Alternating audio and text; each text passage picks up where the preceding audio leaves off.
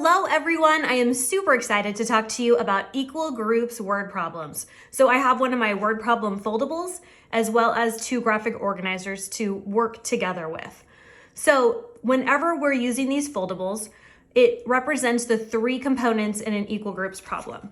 So the three components are the number of groups, the number in each group, and the total. We know that we can use multiplication or division to solve equal groups problems, and we know which operation to solve based on which one of these is our unknown.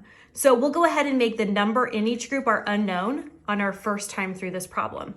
So I'll put that flap over because it's going to cover up that information. I think it's important too for students to understand that all of the information in a scenario works together, right? And in any word problem, it's just one of those pieces that's missing. And figuring out that missing piece is what helps us to determine how to solve that problem. So let's read through this. Elijah has 4 boxes of nuggets. Each box has the same number of nuggets.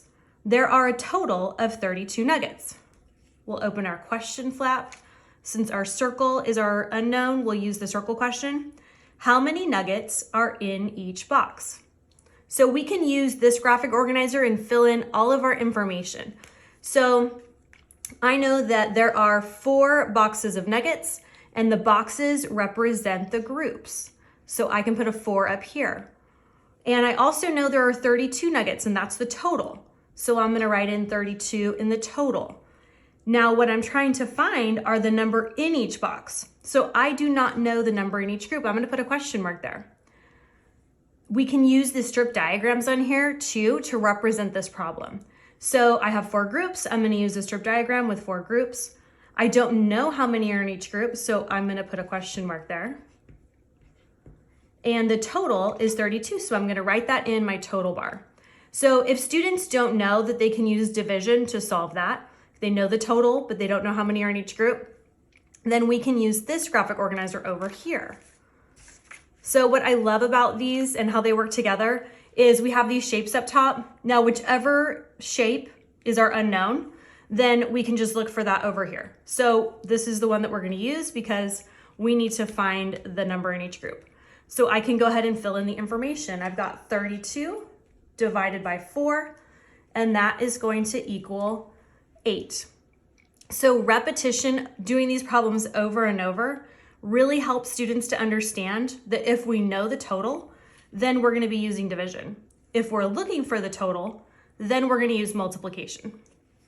So let me show you another problem using the same exact foldable. So I'll go ahead and erase.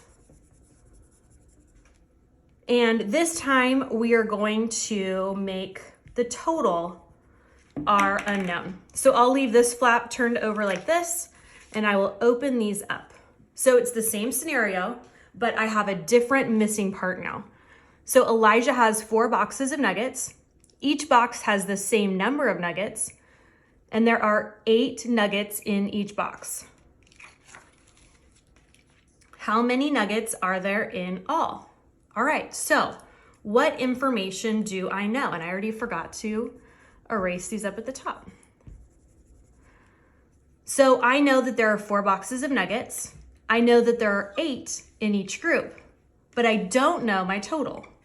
So I can use my 4 groups strip diagram. I know how many are in each group. There are 8. I do not know my total.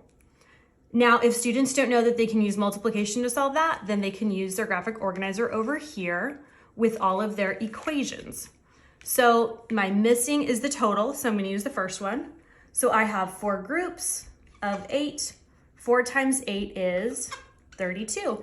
And the other thing that's great about these is that they are self-checking. So if I'm looking for the total, I flip it over and I can see that there are 32 nuggets. So there are also these wonderful fill in the blank word problem foldables.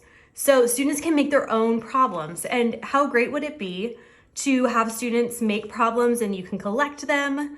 Then the next day you can solve them as a class and get to participate in solving everyone's problems. You can also differentiate these, great to change the numbers, and just really make it meaningful for students. So I hope that you have a wonderful time teaching your students equal groups problems.